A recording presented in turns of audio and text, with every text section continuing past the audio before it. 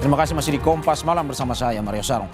Polisi yang dibakar istrinya yang merupakan anggota Polwan meninggal dunia setelah dirawat di Rumah Sakit Wahidin Sudirohusodo, Mojokerto. Korban mengalami luka bakar mencapai 96%.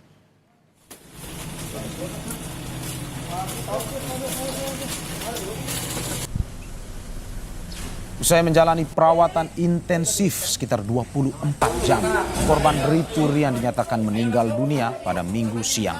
Peristiwa KDRT terjadi karena korban diduga sering menghabiskan uang untuk bermain judi online. Setelah menjalani pemulasaran jenazah Bribtu Rian dibawa ke kampung halamannya di Desa Sumberjo, Kecamatan Plandan, Kabupaten Jombang untuk dimakamkan. 9 Juni sekitar pukul 12.55 tadi kita dapat informasi bahwa korban RDW telah meninggal dunia secara medis. Dan tadi kami sudah berkoordinasi dengan Polda Jatim dan berkoordinasi dengan Polres Jombang bahwa akan dimakamkan secara kedinasan. Suasana haru menyelimuti rumah duka Bribtu Rian Dwi Wicaksono yang berada di Desa Sumberjo, Kecamatan Plandan, Kabupaten Jombang saat jenazah anggota Polres Jombang ini tiba. Jenazah Bribtu Rian Dwi Wicaksono langsung dimakamkan di kampung halamannya di Jombang, Jawa Timur. Pemakaman dilakukan dengan upacara kedinasan dan disaksikan sanak keluarga anggota Polres Jombang dan Mojokerto serta sejumlah tetangga.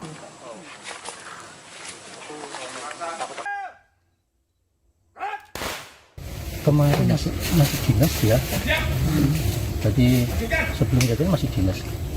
Kebetulan saya juga ketemu masih dinas anaknya. Jadi tidak ada tanda-tanda yang ada permasalahan, tidak, kita tidak kelihatan karena anaknya juga diem. Tapi ya kalau diajak komunikasi bagus sekali anaknya.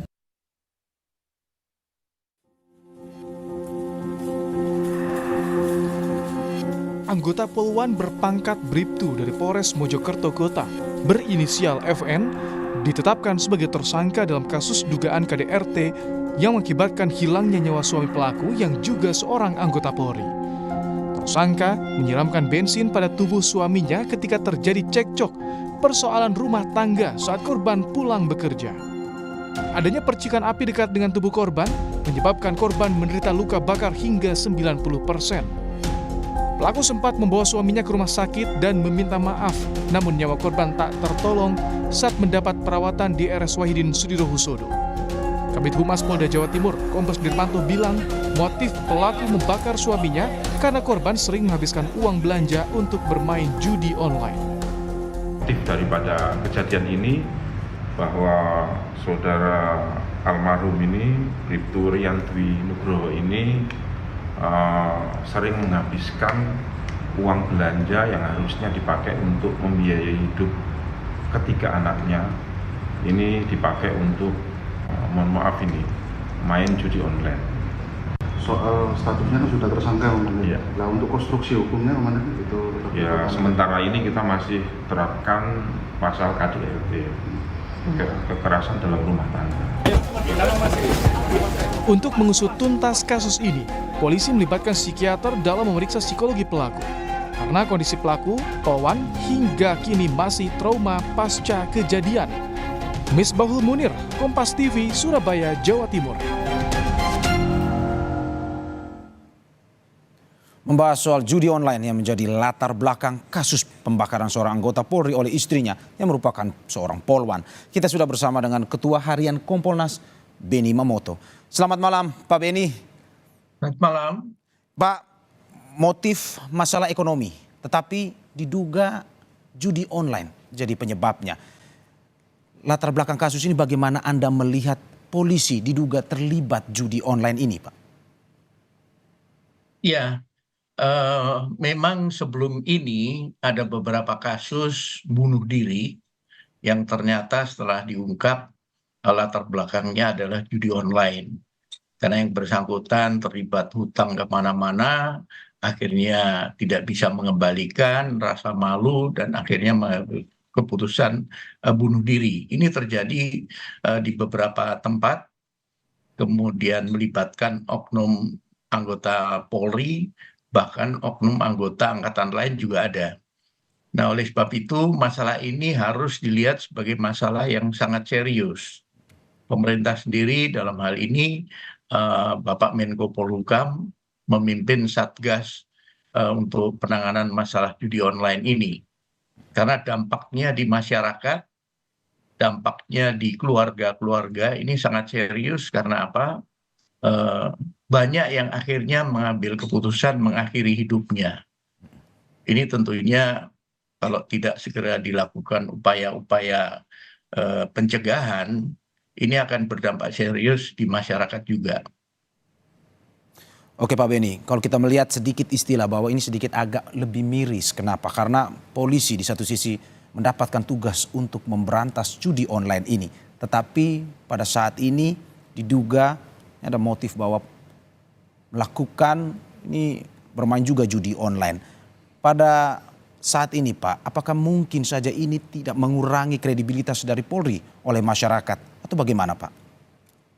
Iya, tentunya hal ini sangat merugikan citra Polri ya, karena yang bersangkutan aparat penegak hukum. Nah, kasus-kasus ini memang saat ini berkembang cukup pesat karena diantaranya mudahnya mengakses, hanya bermodalkan sebuah handphone dimanapun dia berada, kapanpun waktunya dengan mudah dia bermain. Sehingga ketika dia tergoda sedikit saja atau ada rasa ingin coba-coba, atau mungkin dipengaruhi temannya dan sebagainya, dia akan ikut. Dan setelah ikut, sulit keluar. Nah, oleh sebab itu pengawasan para pimpinan menjadi penting. Perlu dilakukan pemeriksaan handphone, misalkan ketika apel pagi, dicek handphonenya, adakah mereka mendownload untuk situs-situs judi online dan sebagainya. Ini perlu dilakukan. Pesan-pesan moral perlu dilakukan. Kalau tidak, nanti akan kecolongan lagi. Ya Pak, ini pengawasan. Highlightnya ada di pengawasan para pimpinan. Dari catatan yang saya dapat Pak, pada bulan April tahun 2024 ini Kompolnas menghadiri rapat terkait judi online di kantor Kemenko Polhukam, di mana perintah untuk memberantas judi online. Terkait dengan pengawasan dari pimpinan, dari Kompolnas berkoordinasi dengan pihak kepolisian. Ini dari pimpinan divisi, bagaimana pengawasannya ini agar judi online ini juga tidak diikuti oleh polisi? Ya, pengawasan oleh Polri tentunya bisa dilakukan baik oleh pengawas internal, tetapi yang menurut kami paling penting adalah pengawasan melekat yang dilakukan oleh atasan langsung. Karena yang bisa mendeteksi bagaimana perubahan sikap anak buah, perilakunya, dan sebagainya adalah atasan langsung. Ketika mendapati sesuatu yang janggal, katakanlah murung, mulai sering bolos, kemudian curhat ke temannya, pinjam uang, dan sebagainya, ini harusnya atasan langsung bisa mengambil langkah dengan mengajak berkomunikasi, ada masalah apa, dan sebagainya. Dan ketika ditemukan bukti dia bermain judi online, ini perlu diberikan sanksi. Tegurankah, apakah kemudian peringatkan sekali lagi, kalau nanti melakukan lagi nanti akan ditindak secara disiplin atau etik dan sebagainya. Karena terus terang kami mengamati ketika atasan tidak peduli dengan anggotanya, maka dia akan kecolongan. Contoh salah satu Polres di Jawa Timur, karena Kapolresnya sangat peduli, begitu melihat perubahan sikap, tanda-tanda yang aneh dari anggotanya, langsung diperintahkan tes urin, ternyata positif, padahal dia kasat narkoba. Akhirnya terungkap bahwa dia konsumsi narkoba. Nah, inilah kepedulian atasan menjadi penting, dan ini kami dorong terus. Orang yang paling tahu tentang anak buahnya adalah atasan langsung, sehingga pengawasan melekat perlu terus dikedepankan. Ya, tadi Bapak bilang terkait dengan perhatian dan pengawasan dari atasan kepada anak buahnya. Tapi bagaimana Pak, kita melihat bahwa ini sebuah kejadian yang private, di mana judi online hanya bisa diakses oleh teknologi atau handphone atau teknologi pribadi, di mana memang agak susah dari pihak pimpinan kepada pengawasannya langsung kepada anak buahnya. Bagaimana akhirnya bisa pengawasan itu dilakukan secara maksimal? Ya, yang pertama perlu kami sampaikan bahwa ada salah satu atasan bercerita ke saya, aduh Pak, saya periksa handphone anak-anak, ternyata 1-2 orang dia suka main judi online. Karena ada saya temukan di handphonenya.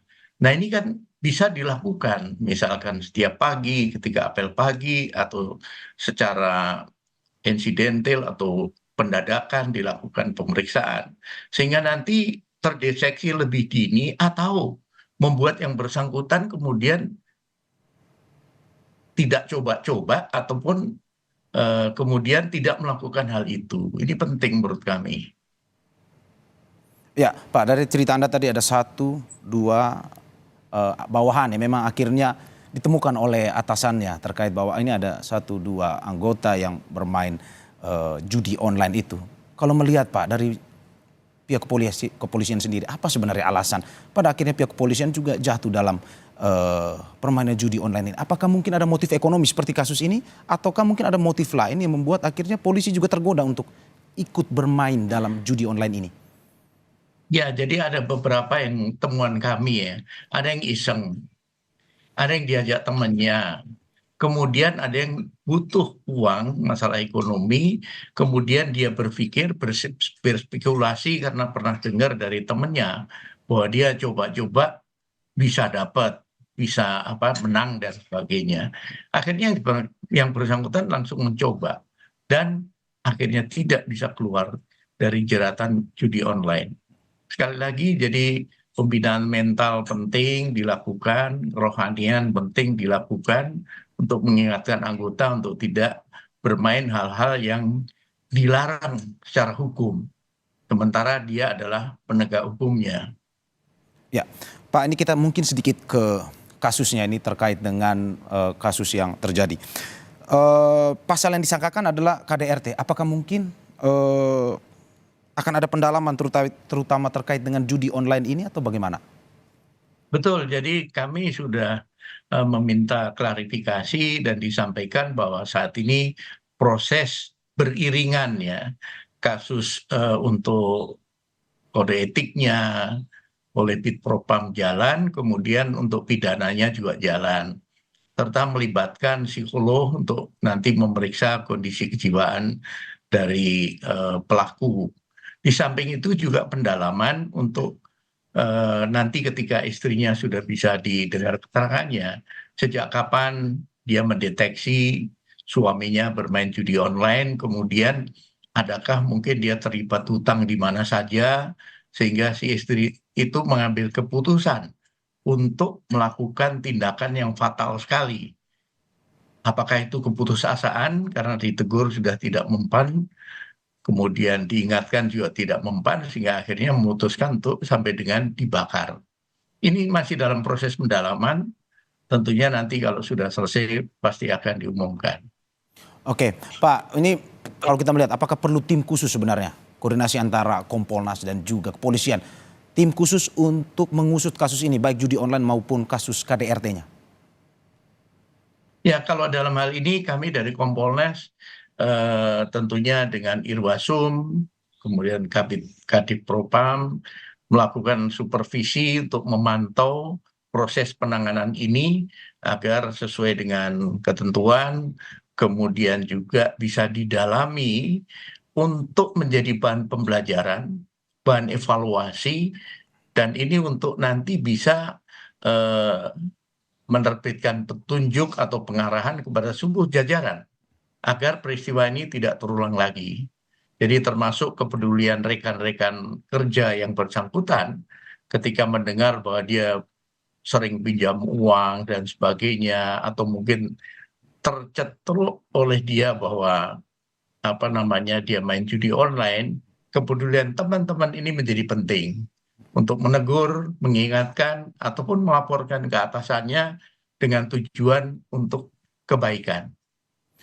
Dengan tujuan kebaikan, dimulai dari pembinaan yang tepat dan juga bagaimana pada akhirnya informasi ini sampai dari atasan ke anak buah, perhatian diberikan agar judi online ini tidak lagi terjadi. Terima kasih Pak Beni Mamoto atas informasinya, semoga sehat selalu.